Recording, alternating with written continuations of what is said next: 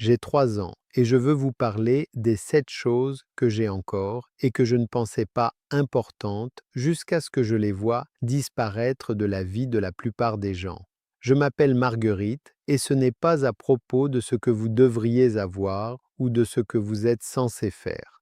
C'est juste à propos de ce que j'ai remarqué, de ce qui est encore là, de ce qui est parti et de ce qui fait la différence entre les gens que je connais qui semblent aller bien et ceux qui ne vont pas bien. Si vous avez entre 60 et 80 ans, vous reconnaîtrez peut-être certaines de ces choses ou peut-être pas. Dans tous les cas, je me souviens juste à voix haute.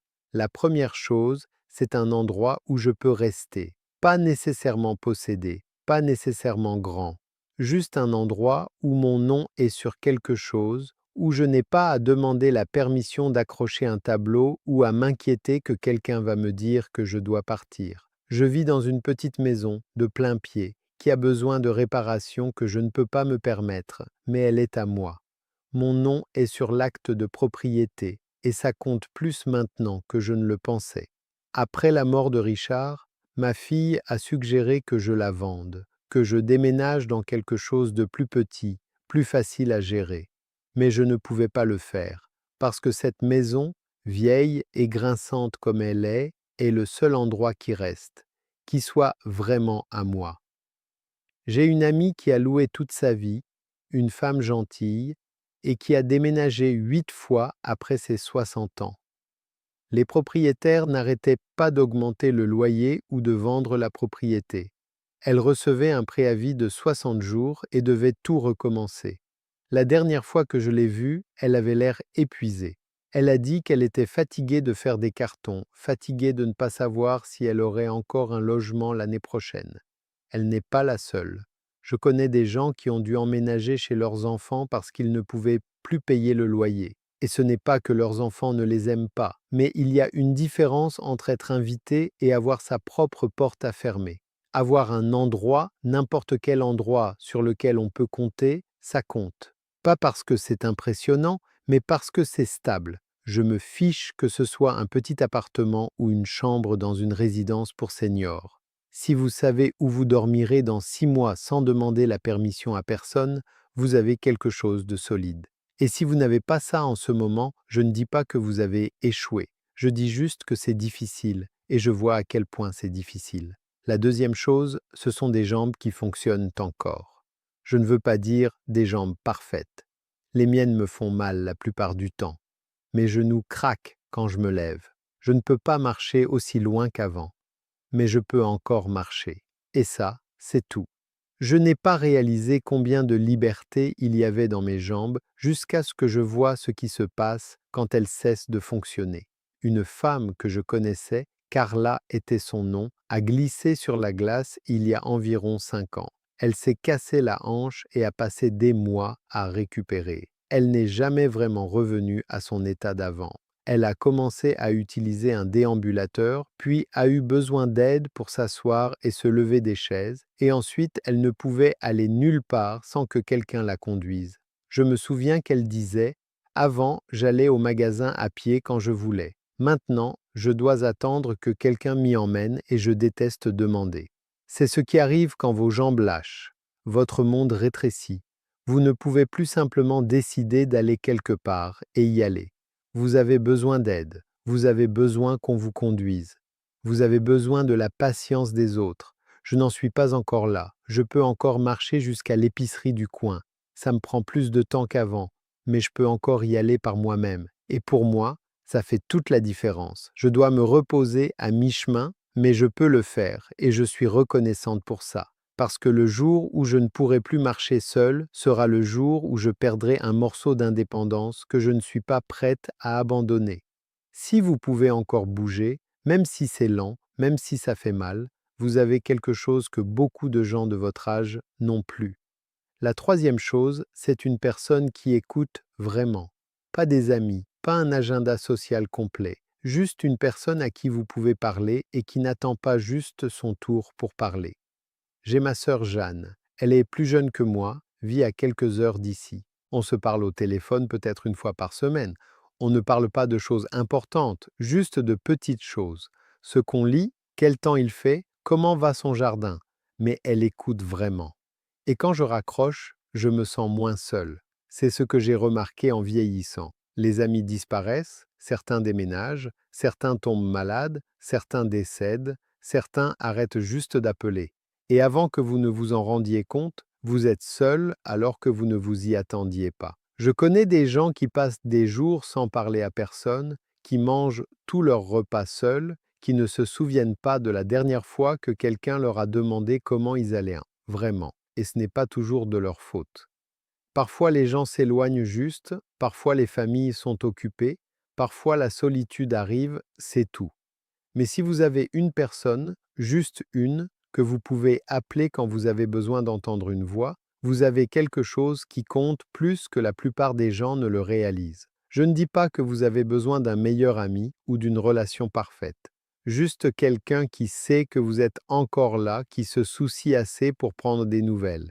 Si vous avez ça, accrochez-vous-y parce que c'est plus rare que vous ne le pensez. La quatrième chose, ce sont des enfants qui veulent encore vous parler, pas des enfants qui appellent par obligation, pas des enfants qui ne se manifestent que quand ils ont besoin de quelque chose, des enfants qui semblent vraiment contents d'entendre votre voix. J'ai 5 enfants. Certains appellent plus que d'autres. L'une d'elles, ma Benjamine, appelle peut-être une fois par mois. Et c'est bien, elle a sa propre vie. Mais quand elle appelle, on parle. Vraiment, pas juste de logistique ou de banalité. Elle me raconte des choses, demande mon avis parfois, semble vraiment intéressée par comment je vais, et ça compte plus pour moi que je ne peux l'expliquer. Je connais des gens dont les enfants n'appellent jamais ou n'appellent que quand il y a un problème ou quand ils ont besoin d'argent. Et je vois à quel point ça fait mal, à quel point ils aimeraient que les choses soient différentes. Je ne sais pas pourquoi certaines relations restent proches et d'autres non. Je pense que c'est compliqué, un mélange de comment vous les avez élevés, de qui ils sont devenus et de choses qui se sont passées en cours de route. Mais si vos enfants veulent encore de vous dans leur vie, pas parce qu'ils le doivent, mais parce qu'ils le veulent, vous avez fait quelque chose de bien, même si vous ne savez pas exactement quoi. Et si ce n'est pas votre situation, je ne juge pas. Les familles sont compliquées, les relations sont difficiles. Parfois les choses ne se passent pas comme vous l'espériez. Mais si vous avez cette connexion, ça vaut la peine d'en être reconnaissant. La cinquième chose, c'est assez d'argent pour ne pas paniquer. Pas la richesse, pas le luxe. Juste assez pour ne pas rester éveillé la nuit à vous demander comment vous allez payer les courses ou les médicaments. Je ne suis pas riche. Je vis avec ma retraite de sécurité sociale et une petite pension d'un des emplois que j'ai eus il y a des années. Ce n'est pas beaucoup, mais ça couvre mes factures. Garde les lumières allumées, achète de la nourriture et c'est suffisant. Je connais des gens qui n'ont pas cette chance, qui ont travaillé toute leur vie et finissent quand même en difficulté, qui doivent choisir entre les médicaments et la nourriture, qui dépendent de leurs enfants pour une aide qu'ils détestent devoir demander. Ce n'est pas juste et ce n'est pas toujours parce qu'ils ont fait quelque chose de mal. Parfois, la vie se passe juste comme ça. Mais si vous avez assez, pas en plus, juste assez pour couvrir ce dont vous avez besoin sans supplier, vous avez une sorte de dignité que l'argent ne peut pas acheter après coup. Je me souviens quand j'ai pris ma retraite. J'étais terrifié de ne pas avoir assez. J'ai passé des années à m'en inquiéter. Il s'avère que j'ai assez à peine, mais j'ai assez et ça change tout parce que je ne suis pas dépendante, je ne suis pas un fardeau, je peux prendre soin de moi. Si vous êtes dans cette position, vous n'y pensez peut-être pas beaucoup, mais ça vaut la peine de le remarquer, parce que c'est un cadeau. Maintenant, laissez-moi vous parler de deux autres choses dont je ne m'attendais pas à ce qu'elles comptent autant qu'elles le font.